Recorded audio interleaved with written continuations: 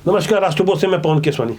छत्तीसगढ़ के पूर्व मुख्यमंत्री भूपेश बघेल के लिए लगता है कि मुसीबतें कम होने का नाम नहीं ले रही है। राजनांदगांव से कांग्रेस के प्रत्याशी हैं और राजनांदगांव के इलाके से सरजू टेकाम नामक एक अर्बन नक्सली की गिरफ्तारी हुई है। यूएपीए के तहत गिरफ्तारी हुई है। एनआईए उनसे पूछताछ करेगी और जो विशेष शक्तियों का इस्तेमाल होगा उसके बाद सिलसिलेवार ढंग से कई परतें निकलकर सामने आएगी। इस बारे में मैं आपको आगे बताऊंगा कि इसका सीधा भूपेश बघेल की उम्मीदवारी से और क्या संबंध है और किस तरह से वो यहाँ फंसते नजर आ रहे हैं। उससे पहले भूपेश बघेल से जुड़े हुए एक घोटाले की बात होगी, जिसे लेकर रायपुर की विशेष अदालत ने एंटी करप्शन ब्यूरो को 2 अप्रैल को एक और अनुमति दे दी है। वो अनुमति ये है कि भूपेश बघेल के मुख्यमंत्री रहते उनकी उप सचिव रही और बेहद करीबी रही सौम्या चौरसिया से विशेष पूछताछ होगी जेल के भीतर। न केवल सौम्या चौरसिया बल्कि आईएएस रानू साहू से भी पूछताछ होगी। तारीख मुकर्रर की गई है 4 अप्रैल से लेके 7 अप्रैल तक। यहाँ गौर करने वाली बात यह है कि एंटी करप्शन ब्यूरो को इससे पहले अदालत ने 5 दिन की और अनुमति दी थी। वो तारीख थी 29 मार्च से 2 अप्रैल के बीच। तब जेल के भीतर जाकर सिलसिलेवार ढंग से आरोपियों से जो पूछताछ की गई, दरअसल वो मामला न केवल कोयला घोटाले से जुड़ा था बल्कि कई अन्य घोटाले भी इससे जुड़े हुए हैं। सीधे तौर पर भूपेश बघेल यहाँ फंसते हुए ऐसे नजर आ रहे हैं कि सौम्या चौरसिया, जो भूपेश बघेल के बहुत सारे दूसरे दिगर कामों को भी देखती थी, उनके विरुद्ध जांच एजेंसियों को कुछ मजबूत और पुख्ता जानकारियां मिली है। लंबे समय से जेल में बंद आरोपी भी अब टूट चुके हैं। मनोवैज्ञानिक रूप से पूछे गए उन प्रश्नों का जवाब सिलसिलेवार ढंग से आरोपियों ने एसीबी को दिया। अब एसीबी उन प्रश्नों के साथ, नई जानकारियों के साथ, नए दस्तावेज के साथ सौम्या चौरसिया और रानू साहू से पूछताछ करेगी। छत्तीसगढ़ में कोयला घोटाले की असल जांच तो तब शुरू हुई जब भारतीय जनता पार्टी की सरकार छत्तीसगढ़ में बनी। 17 जनवरी को एंटी करप्शन ब्यूरो ने एफआईआर दर्ज की, जिसमें 36 नामजद आरोपी बनाए गए। कई सफेद पोस्ट चेहरे हैं जिन्हें एक बार फिर आपको समझना होगा। अपनी स्क्रीन में आप जिन नामों को देख रहे हैं, यदि उन पर गौर करें तो कवासी लखमा, जो बस्तर से कांग्रेस के लोकसभा प्रत्याशी हैं, पूर्व मंत्री रहे। देवेंद्र यादव, जो विधायक हैं भिलाई से, ये भी प्रत्याशी बनाए गए। बिलासपुर से अमरजीत भगत, जो पूर्व खाद्य मंत्री हैं।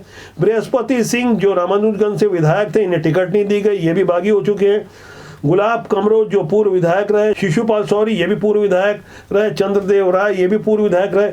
यूडी मिंज, पूर्व विधायक। समीर विश्नोई, जो कि जेल में बंद है। रानू साहू के अलावा सौम्या चौरसिया, संदीप कुमार नायक, सहायक खनिज अधिकारी शिवशंकर नाग, सूर्यकांत तिवारी पुराना कोल माफिया है। इस तरह से सिलसिलेवार ढंग से कई नामों को आप देख रहे हैं। और आखिरी में जैसा आप देख रहे होंगे, राम गोपाल अग्रवाल, तत्कालीन कोषाध्यक्ष कांग्रेस, और राम प्रताप सिंह, तत्कालीन प्रवक्ता कांग्रेस। ये वो नाम है जिनकी चर्चा ज्यादा हो रही है। इसके अलावा कई नाम जिन्हें आप अच्छी तरह जानते होंगे। राजनीतिक गलियारों में ये नेताओं के पीछे खड़े नजर आते थे और कुछ चेहरे तो एफआईआर दर्ज होने के बाद एक्सपोज हुए। सीधे तौर पर भूपेश बघेल और उनके करीबी किस तरह से इस मामले में इन्वॉल्व है, इस बारे में हम पहले कई बार चर्चा कर चुके हैं। वैसे इस मामले में अभी तक तो कुल 11 ही गिरफ्तारियां हुई है और 222 करोड़ की संपत्ति अटैच की गई है। एक अन्य मामला है शराब घोटाले का। कोयला और शराब मिला के करीब 2,500 करोड़ के घोटाले के मामले में जो कागजात तैयार किए गए हैं, जिसे लेकर जिस तरह की घेराबंदी हो रही है, वहां भूपेश बघेल साफ तौर पर फंसते नजर आ रहे हैं। आपने देखा होगा कि आजकल जब वो मीडिया के सामने आते हैं तो बहुत परेशान नजर आते हैं। बॉडी लैंग्वेज समझने वाले अच्छी तरह समझते होंगे कि किस तरह से भूपेश बघेल के चेहरे की न केवल हवाइयां उड़ी हुई है बल्कि वो अपने कार्यकर्ताओं को स्लीपर सेल बोल रहे हैं, क्योंकि राजनांदगांव में वो साफ तौर पर फंसते नजर आ रहे हैं। उनके अपने ही कांग्रेस के कार्यकर्ता और नेता उनके विरुद्ध बागी हो चुके हैं। अब जो एक नई गिरफ्तारी राजनांदगांव इलाके से सरजू टेकाम की हुई है, जिसके बारे में मैंने शुरुआत में कहा था, वो मामला भी कम हैरान करने वाला नहीं है। इस बारे में हमने 1 अगस्त 2023 को एक वीडियो बनाया था जिस पर आपको गौर करना चाहिए। ये सरजू टेकाम वही है जो लगातार हिंदू देवी देवताओं को गाली देता रहा है, अपमानित करता रहा है, आदिवासियों को भड़काता रहा है। छत्तीसगढ़ के आदिवासी जो बूढ़ा देव को मानते हैं, भगवान शंकर को मानते हैं, पूजा पाठ और सनातन संस्कृति पर विश्वास रखते हैं, इन्हें भड़काने के अलावा विश्व हिंदू परिषद, बजरंग दल और भाजपा के नेताओं को सीधे तौर पर काट डालने की बात करता रहा। जिस वक्त ये नक्सली खुले तौर पर ये बातें कह रहा था, तब उस समय की भूपेश बघेल सरकार के संसदीय सचिव इंदर शाह मौके पर मौजूद थे। उन्हें भी इस सरजू टेकाम ने साफ तौर पर कहा कि तुम्हारी सरकार रामायण महोत्सव, रामायण प्रतियोगिता क्यों करा रही है। उससे भी चौंकाने वाली बात यह है कि सरजू टेकाम ने भाजपा नेताओं को काट डालने की बात की और विधानसभा चुनाव के दौरान एक भाजपा नेता की निर्ममता पूर्वक हत्या भी कर दी गई। इस मामले में भी सरजू टेकाम पहले गिरफ्तार हो चुका है, हालांकि उसकी वो कोई पहली गिरफ्तारी नहीं थी। मैं तो आज ऐलान करने वाला हूं, चुनाव में अगर भाजपा वाले आदिवासी क्षेत्र में घुसे तो ही काट डालो, वही काट डालो, उसको नंगा करके वहां से भेजो। लगातार नक्सलियों का समर्थक होने का दावा किया गया। अब की बार उससे न केवल नक्सली साहित्य बल्कि ढेर सारा असलहा भी बरामद किया गया, बारूद बरामद किया गया। यूएपीए के तहत कार्रवाई की गई है।